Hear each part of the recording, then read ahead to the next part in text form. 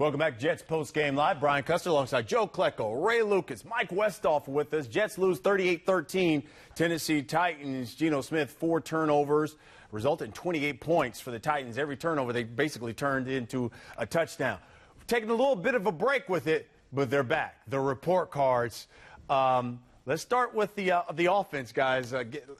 Joe, give me your grade. What'd you give the offense? Joe? Well, I gave the offense a B. Oh, no. Yeah. Usually, Mike, he's usually very kind with his grades. He's the type of teacher you like. So what'd you give him? Listen, you couldn't give him anything but an F today. Really?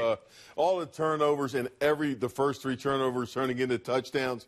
You know, the one thing that you really depended on with the offense was the play of the offensive line. It didn't happen. The big guys let him down today, and I think it just snowballed after they're all started. For me, F, obviously, but because of Geno Smith making the same mistakes. He's got to learn to step up in the pocket. I can't hear him week after week. I'm going to watch the film. I'm going to get better after it. And like Rex Ryan said, well, we're going to have to start holding these guys accountable. The second part to this whole equation is when the ball's up in the air as a former quarterback, I expect 2 things. One, my wide receiver to go get it, and if they can't go get it, to knock it down. So I think this is both a combination of the offensive line not playing well. Geno got smacked around. But again, when the ball is in the air, it's either yours or no one's. And I agree with Rex Ryan. The receivers have to do a better job of helping Geno out. Coach, what a grade you give him? Well, this is my first time. I gave him a D-. And I have the same misgivings as both of you guys have. It's both the same mistakes. But I did see some positive things in the running game. And I think had it been a more normal game without the crazy turnovers, I think the Jets could run the ball on these guys. I really believe that. But it didn't turn out that way. That was one of the positive things that I saw. But obviously with the turnovers and the mistakes, there were so many negatives that it really, there's not much difference in grades right there. And that's what's a shame, I felt. I thought it was interesting when you heard Rex talk about basically we're going to start evaluating some guys and some of these jobs are going to be up. You think there will be some changes then on the offensive line? I wouldn't be surprised because at the guard spot. I put Winters in, give him a shot. I would do the same thing. Yeah. I think that time is coming. This is a young man they drafted. I remember actually, I actually graded him in the draft for whatever reason. It's a long story and I won't go into it, but I really liked him. I think he's, he got banged up a little bit in camp. And then Dukas did play a couple pretty good games, but the same mistakes keep happening.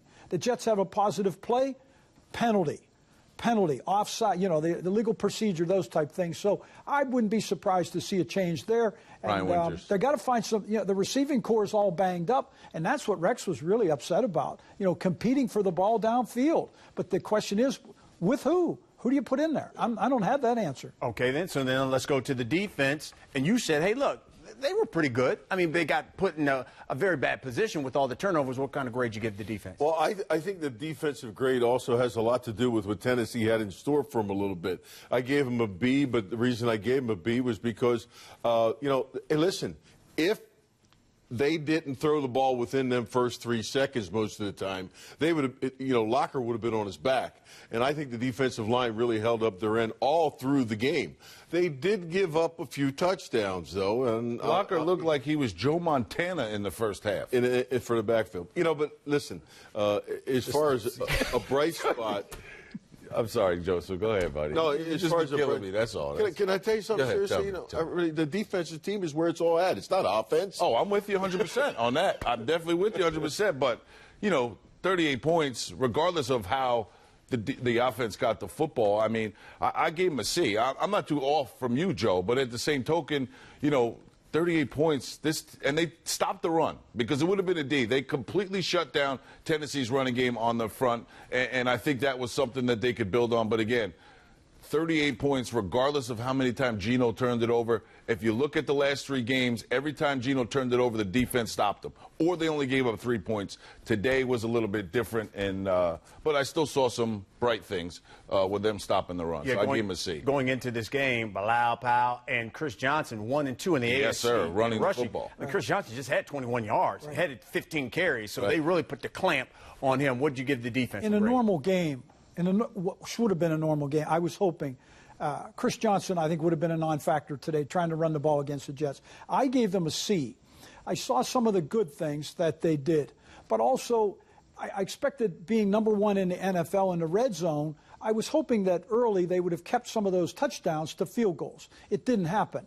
And they did complete some passes. I think they gave up too many big plays to get graded much higher than that. That's the part that I didn't see. Without the turnovers, I think this grade could have been an A for the Jet defense. Before that long pass that Cromartie ran into the official, they didn't have any big plays over what? They gave up 3 points until that big play in the game. But as a defense, still 38 points is 38. A few mistakes that they made, but what would you know? Quarterback and a special teams coach.